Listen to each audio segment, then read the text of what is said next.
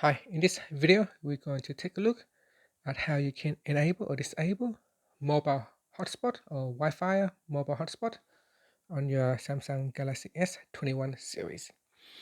Now first, let's go back to your home screen by tapping on the home key at the bottom of the screen. And then we're going to swipe down at the top. Next, tap on the settings icon. Then we go down and tap on connections. Then go down here and tap on mobile hotspot and tethering.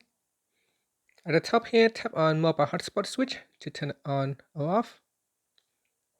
Now once you see it is turned on, there is a Wi-Fi mobile hotspot icon like in the circle, and then that's it.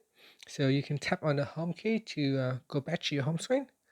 Now another way you can quickly turn on or turn off mobile hotspot is to swipe down at the top and then swipe down once more to open up the quick settings panel. In here, you can see there is mobile hotspot, so you can tap on that shortcut to turn it on or off.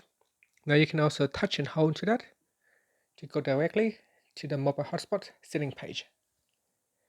And that's it. Finally, you can tap on the home key to go back to your home screen. Thank you for watching this video. Please subscribe to my channel for more videos.